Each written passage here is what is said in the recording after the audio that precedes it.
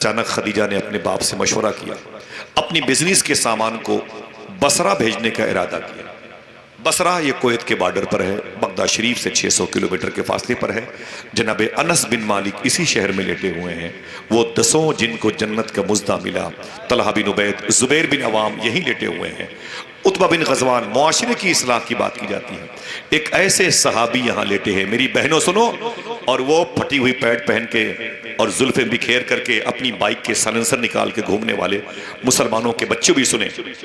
यहाँ एक ऐसे सहाबी लेटे हुए हैं जिनको उतबा बिन गजवान कहा जाता है। मैंने कई मरतबे बसरा गया हूं, कई मरतबे। मालूम है, एक लड़की को देख लिया था बहुत देर तक दाहिने आंख से, तो बाद में एहसास हुआ, अपने आप से मुखातिब होके बोले, अय उतबा बिन गजवान, तूने ये क्या किया? जिस आंख से हुजूर को देखता था उस आंख से इस लड़की को देख लिया। अल्लाह अकबर। अपनी आंखों को अपनी तलवार के मोड़े से निकाला और बाहर नीचे गिरा दिया। आंख का ढेला बाहर आया, उसे जूतों से मसल दिया और फरमाया, सुन आंख, मैं ऐसी चीज को अपने साथ नहीं रखना चाहता जो हुजूर के अलावा किसी और को देखना चाहती। आज हमारा मुआशरा क्या है? लड़की अपनी सगी बहन अगर निकाब में हो तो उसका सगा भाई उसके ताकुब में पड़ जाता है। समझ रहे? उसका अपना सगा भाई उसके ताकुब में पड़ जाता है, उसके पीछे लग जाता है, अपनी सगी बहन के पीछे पड़ जाता है। और बहनों की आवारगी के बारे में क्या बताएं? एक करीब की जमीन है, नाम नहीं लूंगा, लड़की की शादी हुई, 100 किलोमीटर दूर से वो मैके से ससुराल आई। शादी के 3 या 4 महीने हुए थे। एक बियर बार से शराब की बोतल खरीदती हुई पकड़ी गई है। समझ रहे हैं? पूछा गया, ये क्या तुमने बदतमीजी की? उसने कहा, मेरा बाप ब्लैक पॉलिथीन में रोजाना टीन के इसमें शेड में वो बियर लेके आता था, फ्रीज में रखता था। मैं जब फ्रीज खोलती तो उसकी महक आती थी। मैंने एक दिन चेक किया तो मुझे उसका नशा एहसास हुआ। फिर आहिस्ता आहिस्ता मैं भी पीने की आदी हो गई।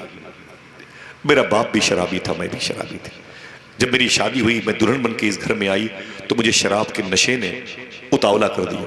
मैं पागल हो गई, बर्दाश्त न हुआ तो निकाब ओढ़ करके ठेका देखी देसी शराब के सामने आ गई। इस घर को आग लग गई घर के चिराग से। ये हुस्न कब तक बाकी रहेगा? ये लंबी लंबी जुल्फे कब तक बाकी रहेंगे? कब्र के कीड़े इंतजार में हैं, उन्हें भी तो ग़िज़ाओं की जरूरत है। मेरी बहन सुन, अल्लाह के रसूल सल्लल्लाहु अलैहि वसल्लम का कैरेक्टर देख, हुजूर की शादी का एक पैराग्राफ देख। ये रिश्ता किस बेस पर हुआ? आवारगी की बुनियाद पर नहीं हुआ। ये रिश्ता हया की बुनियाद पर होने वाला है। ये रिश्ता शर्म की बुनियाद पर होने वाला है। ये रिश्ता हुस्न की बुनियाद पर होने वाला है। अल्लाह के रसूल की आने वाले वक्तों में जो बीवी बनने वाली है, खदीजा ने अपने बाप को बुलाया, का एक सच्चे इंसान की जरूरत है जो 25-30 मेरे नौकरों को लेकर के, खास गुलाम मैसरा उसका नाम था, उसको लेकर के बसरा चला जाए सामान बेचने के लिए। तो बाप ने कहा कि मुझे इस जमीन पर मोहम्मद के अलावा कोई सादिक और अमीन नहीं मालूम होता। हुजूर बुलाए गए। आज क्या हाल है मुसलमानों के बच्चों का? पहले के दौर में हिंदू मजहब की लड़कियां, अजीम भाई, हिंदू मजहब की लड़कियां मुसलमानों के बच्चों को उठा ले जाती थी और उनके पैर को धुल करके अपने घरों में छिड़क देती थी। ये हुजूर की उम्मत के बच्चे हैं, इनके पैर के धोवन से अल्लाह मेरे घरों को बीमारियों से बचा लेगा। आज मुसलमानों के बच्चे लोफड़ के तरीके से उनके गली कूचे से गुजरते हैं। वही हिंदू बहनें कहती हैं अपनी बेटियों से, बेटी अंदर चली जा, जिस्म के लुटेरे गली कूचे में टहल रहे हैं। हाँ, कैसे बात बनेगी? क्या चाहते हैं कि मुआशरे की इस्लाह? हर शहर को आप और हम संभल बना के मानेंगे। आप कहते वहां क्या हो रहा है? अरे वहां नहीं, हर शहर उजड़ेगा। अभी क्या है, कोई भी तुम्हारे घरों में आएगा, तुम्हारी बहन बेटियों की इज्जतें लूट के चला जाएगा। कोई भी तुम्हारी मस्जिद में आके कुरान को टिश्यू पेपर बना के चला जाएगा। कोई भी तुम्हारे बाप दादा के चेहरे से दाढ़ी नोच लेगा। कुछ नहीं कर सकते, इसलिए कि ईमान कमजोर हो चुका है हमारा। हमें मोबाइल के जरिए से पबजी गेम खेलने से फुर्सत नहीं है। हम क्या इस्लाम संभालेंगे? 40 साल के बाद कहाँ जाएगा इस्लाम? अल्लाह ही फजल फरमाए। साहिबो, आज हमारा मिजाज ये है। एक मुसलमान का बच्चा था, बेटा सुनना गौर से, इधर देखना बेटा, इधर देखना, इधर देखना, ठीक है? मैं करीब का हूं, लेकिन इसका मतलब थोड़ी है कि भाई तुम जब बुलाओगे तब आ जाऊंगा। सुनो, आज इंडोनेशिया में इस्लाम है, कल वहां नहीं था। लादीनियत थी, बौद्धिज्म थी, सेकुलरिज्म, हिंदुइज्म, ईसाईइज्म, यहूदीइज्म था। कोई मुसलमान इंडोनेशिया में नहीं था। अजान नहीं होती थी, लोग जानते नहीं थे। एक मुसलमान इंडोनेशिया के बॉर्डर पे पकड़ा गया, उसको वहां की पुलिस ने पकड़ लिया और इंडोनेशिया की जेल में उसे 4 साल के लिए डाल दिया। 4 साल के बाद जब वो मुसलमान जेल से बाहर आया, तब तक वो जेल के अंदर 4000 कैदियों को कलमा पढ़ा के मुसलमान बना चुका था। एक हम हैं, हमारे करीब कोई नमाजी आया तो बेनमाजी हो जाता है, कोई हलाल खाने वाला है तो हरामखोर बन जाता है। ये ढर्रा कब तक चलेगा मेरे भाई? कितनी बड़ी बड़ी जिम्मेदारियां आप इनसे निभाना चाहते हैं, कुछ आप भी तो करो न। ये दीन फैलाने के लिए पैदा हुए हैं और आप पैसे कमाने के लिए पैदा हुए हैं। ये नारा लग रहा है, मौलवी साहब दीन फैलाएं और हम पैसा कमाएंगे। ठीक है, ये तो नारा नहीं चलता ना। इमाम जाफर सादिक से पूछो दीन कैसे फैला, उनसे पूछा गया, सुने साहिबो, इमाम जाफर सादिक से पूछा गया दीन कैसे फैला। आप फरमाते दीन सबकी मेहनत से फैला है। बोले कैसे? बोले एक मजदूर शहर के चौराहे पर मजदूरी करता था और जब सुबह को जाता तो शाम को आता था। 100 रुपए दिन भर की मजदूरी मिसाल के तौर पर उसकी होती थी। 5 दिन की मजदूरी कितनी हुई? ऊंची बोले 500। जब 5 दिन वो मजदूरी कर लेता तो 200 रुपए का राशन लेता। अब कितने बचे? 100 रुपए अपनी बीवी को देता। अब कितने बचे? 200 अपनी जेब में डाल लेता। 6वें दिन सुबह को फिर उसी चौराहे पर जाता जहां मजदूर खड़े रहते थे। 2 मजदूर से बोलता तुम मेरे साथ मेरे घर पे चलो। वो बोले काम क्या है? बोले घर बताऊंगा। दोनों मजदूर को अपने घर लेके आता। सुबह से शाम तक उन दोनों मजदूरों से कोई काम नहीं लेता था। उन्हें हुजूर का दीन सिखा के शाम को कलमा पढ़ा के 100 रुपए दे के वापस कर देता था। समझ रहे हैं आप? ऐसी दीन फैल जाएगा। कटहल चोरी करने से, आम चोरी करने से, जानवरों के गोश्त खाकर हड्डियां हिंदुओं के दरवाजों पर फेंकने से। मुझे बताएं आप, अजानें होती हैं तो मुअज्जिन के लहजे का मजाक उड़ाया जाता है, इमाम के लहजे पर, उसके हुरूफ की अदायगी पर कमेंट्स किया जाता है और जुमा की नमाज पढ़ने पर हमारे अंदर शोर नहीं पैदा होता। कैसे बात बनेगी? बड़ी दुनिया देखी है मैंने, बड़े बड़े उजले हुए कई मुल्क देखे हैं। मैं चाहता हूं कि इससे पहले कि वो आंच यहां पर तेज हो, आइए संभलें और कुरान की तरफ लौ लगाएं। मुआशरे की इस्लाह कैसे होगी? अल्लाह के रसूल की ये होने वाली बीवी हैं। खदीजा ने अपने नौकर से कहा मैसरा से, तुम मोहम्मद अरबी के साथ जाओ और बसरा बड़ी अजीम जमीन है। मैंने बताया अनस बिन मालिक यहीं लेटे हुए हैं। काश आप जानते उनके बारे में। और तो सुभान अल्लाह कहते हैं 10 साल तक मदीने में हुजूर के घर की सब्जियां लाने वाले उस सहाबी का नाम अनस बिन मालिक है, जिनकी मदा शरीफ बसरा में है। हमें पता ही नहीं। मौलाए कायनात के खलीफा हुजूर की बीवी अम्मी सलमा का दूध पीने वाले ख्वाजा हसन बसरी यही लेटे हुए।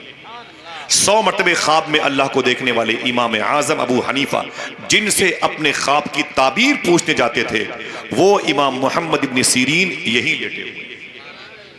यहीं पर हुजूर बिजनेस करने के लिए गए थे और हुजूर वापस आ गए। एक लंबी दास्तान मुझे समेटना है। हुजूर वापस आ गए। जब मेरे आका वापस आए ना, मालूम है क्या हुआ? तो हुजूर मक्के के बॉर्डर पे ठहर गए, सरहदों पे ठहर गए और सारे नौकरों से कहा अपने अपने घर चले जाओ।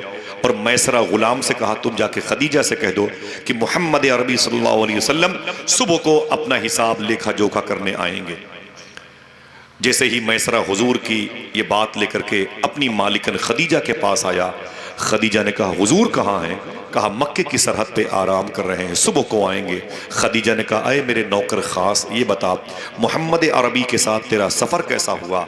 तो नौकर कहता है इतना अच्छा सफ़र इससे पहले कभी नहीं हुआ जितना अच्छा सफ़र हुजूर के साथ हुआ। जरा मोहब्बत से बोले आका करीम की बात चली। तो खदीजा ने कहा ये बता हुजूर के साथ सफ़र कैसा लगा? तो बड़ी लंबी दास्तान बताई, मुझे बताने का वक्त नहीं है। बोले सुबह को हुजूर आएंगे। किताबों में लिखा हुआ है, पीर करम शाह अजरी ने लिखा है कि अम्मी खदीजा कहती हैं सुबह को मैं इतनी बेचैन हुई कि अपनी बालकनी पे चली गई। जब बालकनी पे चली गई तो मैंने अपनी उंगलियां अपनी आंखों पे रख दी और रख करके हुजूर का इंतजार करने लगी। मोहब्बत से बोले सुभान अल्लाह। आका करीम का इंतजार करने लगी। वो आ रहे हैं, वो आए, वो आने वाले। थोड़ी देर के बाद हुजूर मेरी गली में नजर आए। मैं खुश होकर ऊपर से नीचे आ गया, जल्दी दौड़ के जीने से नीचे आई और फिर मैंने हुजूर को देखा दरवाजे पर खड़े हैं। तो मैंने कहा आप तशरीफ रखें। हुजूर बैठ गए। तवज्जो दीजिएगा, हुजूर तशरीफ फरमा हो गए। अम्मी खदीजा कहती मैं हुजूर के सामने बैठ गई। आज तक मैं इतने करीब हुजूर के सामने कभी नहीं बैठी। हुजूर क्या करने आए हैं? हिसाब देने। क्या करने? जैसे अम्मी खदीजा कहती हैं कि मैंने कहा ये बताएं हुजूर, हुजूर ने गर्दन अपनी झुका रखी थी। सुनिएगा, तवज्जो दीजिएगा। हुजूर ने अपनी गर्दन झुका रखी। अम्मी खदीजा कहती मैंने हुजूर से कहा ये बताएं छोटी वाली खजूरें कितने की बिकी हैं? अगर आप समझ लें तो सुभान अल्लाह कहिएगा। अम्मी खदीजा कहती हुजूर ने गर्दन नहीं उठाई, गर्दन झुकाए झुकाए जवाब दिया छोटी वाली खजूरें इतने की बिकी हैं। सामने एक जवान औरत बैठी हुई है, उसका हुस्न जायल नहीं है, मौजूद है। उसके चेहरे पर जाज़बियत है, खिंचाव है, मकनातीसियत है, मैग्नेट सिस्टम उसका चेहरा है, लेकिन हुजूर ने उसे देखा नहीं। फिर अम्मी खदीजा कहती हैं बड़ी वाली खजूरें कितने की बिकी हैं? हुजूर ने फिर गर्दन नहीं उठाई। आप समझ रहे हो भाई? हुजूर ने फिर गर्दन नहीं उठाई। हुजूर नजरें झुका झुकाए हुए जवाब देते चले गए, जवाब देते चले गए। अम्मी खदीजा कहती मैं उकसा उकसा करके हुजूर को टच करती, हाँ बताएं बताएं, ये बताएं, इधर देखें, ये बताएं। लेकिन अम्मी खदीजा कहती वो मेरी तरफ नजरें उठा के देखते नहीं थे। मेरी माँ खदीजा वो तुम्हारी तरफ क्यों देखते? जिसकी आंखों ने रब के जलवे देखे हों वो तुम्हारी तरफ क्यों देखेगा? अम्मी खदीजा कहती बड़े बड़े नवाबों के बेटे मेरे इसी घर में आते थे, हिसाब करने के लिए आते थे। वो हिसाब कम करते थे, मेरे चेहरे को ज्यादा देखते थे। देखना है कहां कहां तक के लोग सुभान अल्लाह कहते हैं। अम्मी खदीजा कहती हैं लेकिन मेरा हुस्न अगर कहीं शिकस्त खाया है तो आमीना के लाल के हुस्न के आगे शिकस्त खाया है। हुजूर ने मेरी तरफ गर्दन उठा के नहीं देखी। आज हम वो लड़कियां बैठी हैं, वो ताक झांक करते हैं, वो छत, वो कोठा, वो शीशा, वो अलमारी यूं देखते हैं। इसको फादर बरेलवी ने बेबाकियां कहा। क्या कहा? बेबाकियां कहा है। फिर हुजूर की हया को याद किया। अगर मुझे देखेंगे तो शेर समझ के सुभान अल्लाह नहीं कह सकते, इनको देखेंगे तो शायद सुभान अल्लाह कह दे। मेरा इमाम कहता है या इलाही रंग लाएं जब मेरी बेबाकियां उनकी नीची नीची नजरों की हया का साथ हो। आका करीम सल्लल्लाहु अलैहि वसल्लम ने नजरें नहीं उठाई। अम्मी खदीजा कहती हैं हुजूर को मैं चाहती थी हुजूर मेरी तरफ देखें, हुजूर ने नहीं देखा, नहीं देखा, हिसाब किया और अपने घर चले गए। अम्मी खदीजा कहती मैंने अपनी सहेली को बुला लिया। मैंने कहा सुन। बोले क्या बात है? मैंने कहा मुझे मोहब्बत हो गई है। अन्निकाह मिन सुन्नती। हुजूर ने नजरें उठा के नहीं देखी। मेरी बहनों गौर करना, गौर करना। तो ये रिश्ता होता कैसे है? ये सबसे अजीम रिश्ते हुए कैसे? शबे असरा का दूल्हा दूल्हा बना कैसे? आय हाय, एक खदीजा जैसी औरत मोमिनों की मां कैसे बनी है? सोचो मेरी बहन, सोचो। बड़ी तुम पर जिम्मेदारियां हैं, खुदा की कसम। अल्लाह अल्लाह अल्लाह। आज बाजारों में तुम्हारे दुपट्टे तुम्हारे पर्स में रहते हैं, तुम्हारे दुपट्टे तुम्हारी जेब में रहते हैं, तुम्हारे दुपट्टे तुम्हारे झोले में रहते हैं। गैर मुस्लिमों की चाट की दुकानों पे चाट, गैर मुस्लिमों के करीब बैठ के घंटों घंटों सामान लेने का हिसाबो किताब, सफर करते हुए किसी के भी करीब बैठ करके हंसी मजाक करना। तुम्हें लगता नहीं कि ये मेरी नबी की बेटी की रूह को तकलीफ पहुंचाने वाली आदत है? वो जो दुपट्टे जिसका वेट 100 ग्राम भी नहीं हमारे सरों पे भारी लगते हैं। 50,000 40,000 का लाचा पहन करके बहनें आज दुल्हन बन करके शादी हाल से निकल करके ससुराल जाती हैं। 50-50 हज़ार रुपए के लाचे 2 दिन इस्तेमाल के बाद रख दिए जाते हैं। सूफी साहब फरमाते हैं कि इन बहनों से कह दो कभी तुम्हारा शौहर घर पे ना हो या सो जाए तो उठ करके बावजू हो करके इसी लिबास को पहन लो और पहन करके मुसल्ला बिछाओ, 2 रकात नमाज पढ़ो और कहो ऐ मेरे मौला तेरा शुक्र है मैं बेलिबास पैदा हुई थी, तूने इतना कीमती लिबास अता फरमा दिया। हाँ, 50-50 जोड़े आ गए। शिकवा शिकायतें अभी तक कम नहीं हुई। हाँ, अभी तक कम नहीं हुई। अल्लाह अल्लाह अल्लाह। आज दुपट्टे हमारी बहनों के सर पे नहीं है। जब ट्रेनों में सफर कीजिए, फ्लाइट में, तो अजीब से माहौल है। अगर किसी ऐसे लड़की के साथ बैठ जाए, जब तक वो सलाम जवाब मोबाइल, पता चलता नहीं कि अपनी है कि घर की दूसरे घर की बहन बैठी है।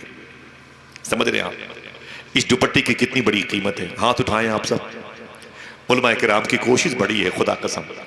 अपना दिल बिछा दिया है आपके पैरों के नीचे, अपनी इज्जत का सौदा कर दिया है एक मदरसे की संग बुनियाद। काहे के लिए? काहे के लिए?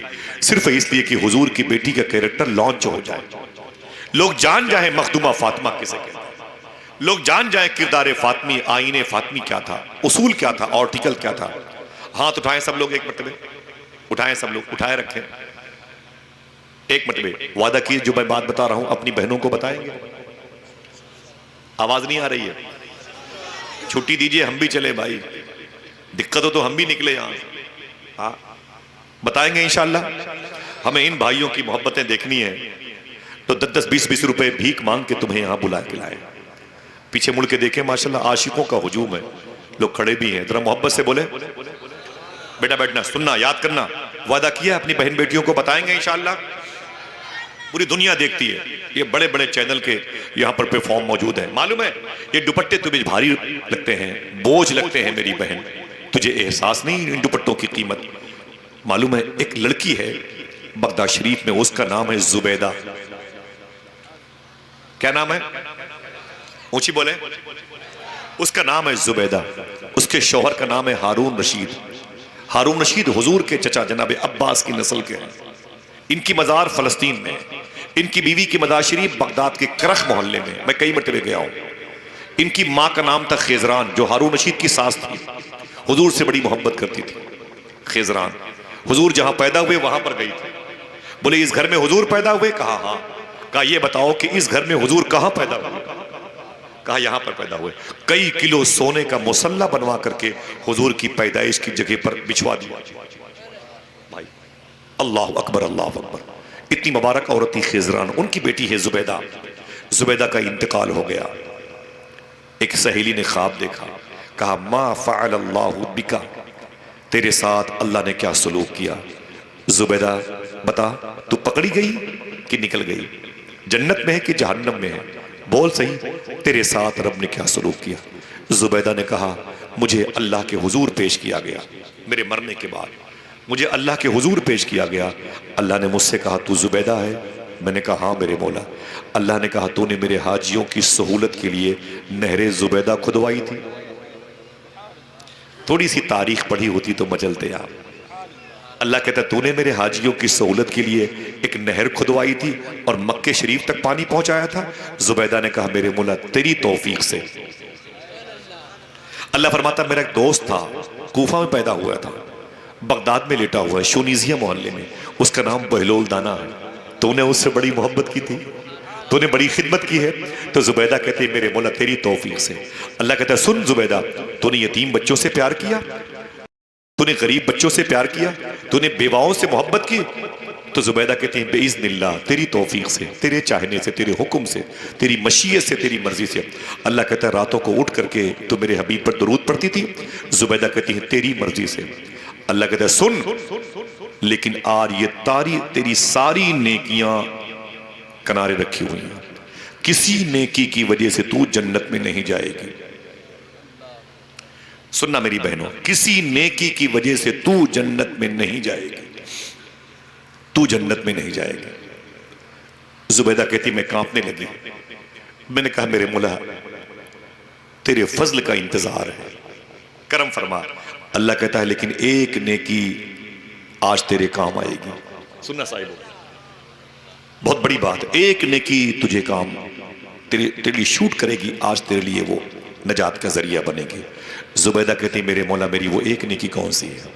अल्लाह कहता है तू अपने महल के आंगन में बैठी हुई थी, मैंने इनका महल देखा है बगदाद में, हुजूर गौस पाक के रोज़े शरीफ से 5 किलोमीटर के फासले पर है, शेख शहाबुद्दीन उमर शाह सोहरवर्दी के रोज़े के करीब में, ठीक है। अल्लाह कहता है सुन जुबैदा, तू दोपहर के वक्त अपने घर में महल में बैठी हुई थी और तेरे सर से दुपट्टा उतर गया था और नीचे रखा हुआ था। तेरी सारी सहेलियां बगैर दुपट्टे के बैठी थी, सब हंसी मजाक करती थी, अटखेलियां खेलती थी। ये इशारा मैंने किया है, ठीक, सब अटखेलियां खेलती थी, हंसी मजाक करती थी। अचानक करीब की मस्जिद से अजान की आवाज आई, अल्लाह अकबर, अल्लाह अकबर। अल्लाह कहता है जुबैदा जैसे तूने अजान की आवाज सुनी अपना दुपट्टा उठाया और अपने सर पे रख लिया और अपनी सहेलियों से कहा चुप, अपने अपने दुपट्टे अपने अपने सरों पे रख लो, अजान हो रही है। देखना कितने लोग सुभान अल्लाह कहते हैं। अल्लाह कहता है, जुबैदा बस तेरी यही नेकी आज तुझे जन्नत में लेके जाएगी। आय हाय, सोच मेरी बहन, एक दुपट्टा थोड़ी देर के लिए अगर सर पे आ गया तो सर पे आने वाली लड़की के जन्नत में जाने का बाइस बन सकता है। अगर वही दुपट्टा देर तक सरों पे रहा तो हुजूर की कितनी उम्मत की मगफिरत हो सकती है। जरा हाथों को उठा के बोलें लब्बैक या रसूल अल्लाह। अपनी बहनों को बताओगे इंशाअल्लाह। आका करीम सल्लल्लाहु अलैहि वसल्लम के घर का मामला क्या था। खदीजा कहती हैं हुजूर सल्लल्लाहु अलैहि वसल्लम अपने घर चले गए। मैंने अपनी सहेली को बुलाया, मैंने कहा मेरी बहन। बोली क्या बात है। मैंने कहा मुझे एक मर्द से मोहब्बत हो गई, मैं उससे शादी करना चाहती हूँ। तो मेरी सहेली ने कहा आपने तो कहा था मुझे मर्दों से नफरत हो गई है, मैं तीसरी शादी नहीं करूंगी, मैं किसी और के निकाह में नहीं रहूंगी, अब मैं अपनी ताकत का इस्तेमाल अपने कारोबार में करूंगी। तो खदीजा कहती अगर वो सिर्फ मर्द होता तो उससे मोहब्बत न करती, वो तो हसीनों का सरदार मालूम हो रहा है। ये काम मैं रोज करता हूं और तमाम तरह जिम्मेदारियां भाई मिंबर के दाएं सभी उलमाए किराम रोज करता हूं मैं, ठीक है। आज मैं यहाँ हूं और कल मैं प्रॉपर लखनऊ में एक बड़ी महफिल है, वहां जाना है। परसों मुझे सरकार शुभराती शाह के उर्स में जाना है। रात की 3 बजे की ट्रेन से मुझे कटिहार जाना है, सुबह की फ्लाइट से मुझे वहाँ से विशाखापट्टनम जाना है। 4 घंटे के लिए एयरपोर्ट से सामने प्रोग्राम करके फिर सीधे एयरपोर्ट आके हैदराबाद, वहाँ से मुझे लखनऊ बाई एयर आना है, फिर वहाँ से 2-3 दिन के लिए मुझे पाला जाना है, फिर वहाँ से मुझे फर्रुखाबाद जाना है, समझ रहे हैं। फिर वहाँ से मुझे 5 तारीख को बरेली शरीफ जाना है, आज ही बरेली शरीफ से आया हूँ। 6 तारीख की सुबह फ्लाइट है, मुझे बम्बई जाना है, 7 को वहीं रहूँगा, 8 को मेरी वापसी फतेहपुर की है, 9 को मुझे फर्रुखाबाद जाना है। ऐसे कुत्तों के तरीके से घूमता रहता हूँ। मेरे लिए कुछ नया नहीं है। अगर आप तवज्जो सुनेंगे आपको लगेगा कि ये बातें शायद मेरे मुआशरे के लिए सूट करती हैं तो मेरा दिल लगेगा, ठीक है। वरना एक रात में 50 जलसों के फोन आते हैं, जाता वहीं हूं जहां अल्लाह उसके रसूल की मर्जी होती है, ठीक है। अपने पैसे अपने नजराने अपने पास रखो, ठीक। मेरी बातें तुम्हारे नजरानों से ज्यादा कीमती हैं। एक बात याद कर लो, ठीक है। ये 30 साल हो गए मुझे ये करते हुए। आज भी जलसे जुलूस की दुनिया में गरीब देखता हूं तो वहीं पैसे देके चला आता हूं। भाई तो अपने जलसे फिर से कर लेना, लेकिन जो मेरी बातें हैं इसे मुआशरे की दीवार पर स्टिकर बना के चस्पा कर लेना। जब परवरदिगार आलम 1 साल तक दुनिया के 245 मुल्कों के लोगों को लॉकडाउन में भूखा नहीं मारा, जो बिल गेट्स से शेक्सपियर नितन्याहू और बाइडेन जैसे कुत्तों को भूखा नहीं रखता, तो हम तो हुजूर की नात पढ़ने वाले, हमें कैसे भूखा मार दे। लिहाजा अपने उसूल को अपनाओ, बड़ी जिम्मेदारियां हैं, नीचे हो या ऊपर, समझ रहे हैं सब लोग, बड़ी जिम्मेदारियां बनती हैं, ठीक है। आपने बुलाया है किसी को तो उसके लिए एक अच्छी फिजा बनाए, आपकी मेजबानी पर आंच ना आने पाए, ठीक है। सबकी बड़ी जिम्मेदारी बनती है। मैंने ये काम बड़े किए हिंदुस्तान में किए, हिंदुस्तान के बाहर किए, सुने बड़े अदब और एहतराम के साथ।